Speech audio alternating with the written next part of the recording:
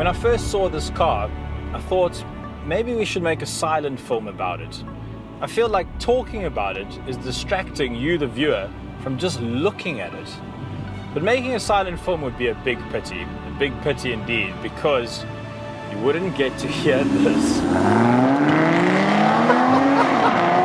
Listen to that!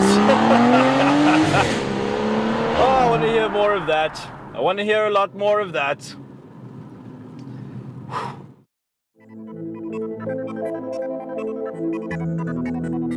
What's making that noise is an engine.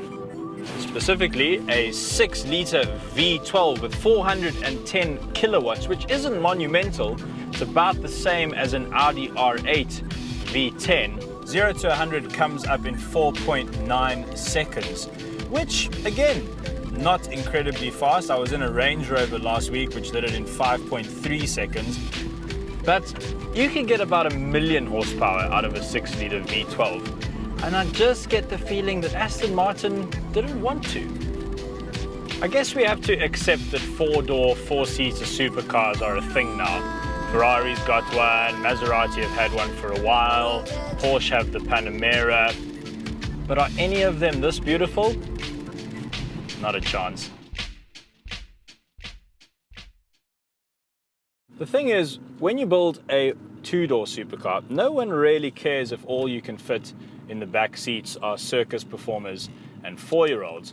But when you build a 4-door sports car with 4 seats, well, then you open yourself up to a host of practicality issues. And you also open yourself up to a host of new rivals. I have never been the best person to test interior space issues. So what I've done is ask a tall person to join us on set. This is Ger. Hello. Hi. Hi, hello. Could you climb in there first? Let's see how this goes. So this is the Hyundai i10.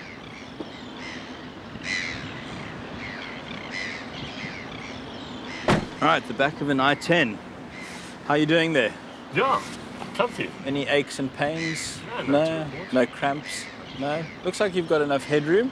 Headroom? Yeah, your hair's touching though. Yeah, not much headroom, but So you see, this test is extremely scientific. We're using the same tall person now to test both cars. So that's the door. Yep, over there. There we go. Okay, I don't even know. I mean, feet first. Definitely feet. Both feet. No, that was never gonna work. Never. Yeah, it's gonna have to be backside first. There we go. Very graceful, Ger. I like it. Very nice. Yeah, look at the size of his feet. Where the... All right, you're in. Well done. That was almost as smooth as Hyundai. Okay, don't go anywhere. I would imagine you're interested to know how much one of these costs. And the answer is 3.25 million rand. Yeah. So what on earth could make a car cost that much money? Maybe it's not how it drives or how it looks, but how it's made. So when you start spending this sort of money on a car, every detail is important. The stitching throughout the car, including on this sort of wakeboard thing, is done by a team of 2. And if one of the pair dies, they get a whole new team.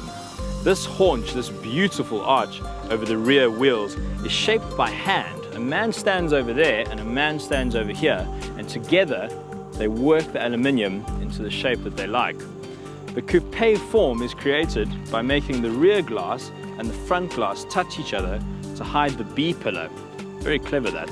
And then lastly, up front, the Aston Martin badge is made by a jewelry company founded in the 1800s. Each one is hand-painted, sent over to Aston, and then fitted to the bonnet of the car.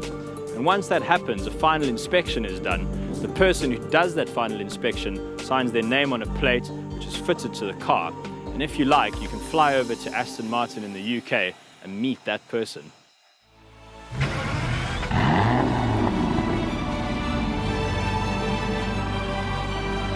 So it's a bit tough to make a 4-door supercar work for everybody, especially if you're a bit of a giant. And I must admit, 4-door supercars, the whole idea Made me laugh a little bit when I first thought about it. But then I took a few people for a drive. And then I realized supercars make people happy. And happiness is only really real when shared. And if you can share it with 3 other people, then all the better. And that makes this car very special. Very special indeed.